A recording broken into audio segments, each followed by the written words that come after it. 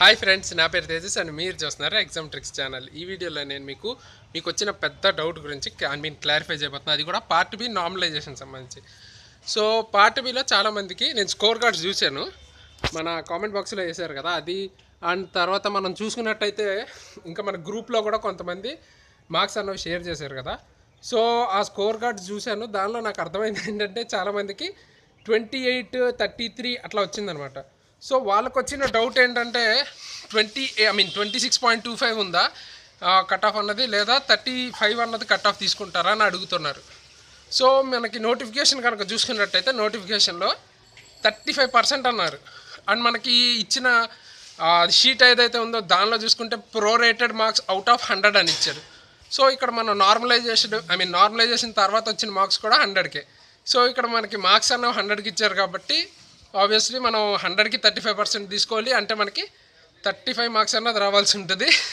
So 35 marks అన్నది ఇక్కడ మనకి కట్ ఆఫ్ కట్ ఆఫ్ అన్నది 35 మార్క్స్ అన్నది ఉంటుంది. సో మీ డౌట్ అంటే మ్యాక్సిమం వరస్ట్ కేస్కి ప్రిపేర్ అయిపోండి. 35 మార్క్స్ మ్యాక్సిమం 35 మార్క్సే ఉంటుంది, ఏదైనా మిరాకిల్ జరిగితే తప్ప. సో కట్ ఆఫ్ అన్నది 35 మార్క్స్ ఉంటుంది పార్ట్ బికి వచ్చేసరికి.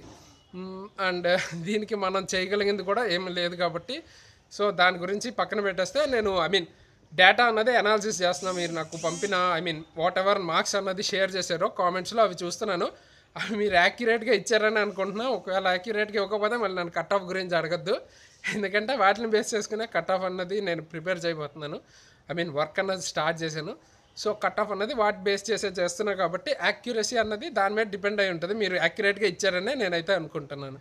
సో కట్ ఆఫ్ వీడియో కూడా నేను ప్రొవైడ్ చేస్తాను ఒక 2-3 డేస్లో. అంటే అది ఎక్స్పెక్టెడే, అదేం జరుగుతుందా లేదా అన్న తర్వాత విషయం. బట్ ఎక్స్పెక్టెడ్ మనకి సంబంధించి ఒక చిన్న గెస్ లాంటిది చేద్దాం.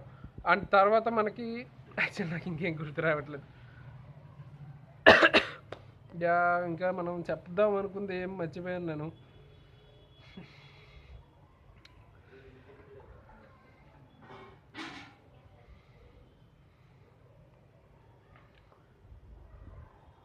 యస్, క్లాసెస్ గురించి అడుగుతున్నారు. సో క్లాసెస్ గురించి మనం మాట్లాడుకున్నట్టయితే నేను ఆల్రెడీ 2-3 చేశాను.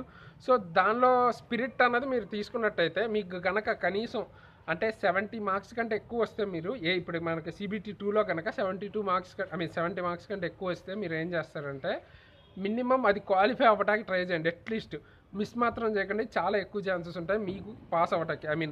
మీకు 70+ కనుక మీరు స్కోర్ చేసి ఉంటే CBT 2 ఎగ్జామ్లో మీరు మినిమం అది tier 3 whatever CBT 3 psycho test ఉంది కదా, అది మీరు క్వాలిఫై అయినా సరే మీకు మ్యాక్సిమం ఛాన్సెస్ ఉంటాయన్నమాట.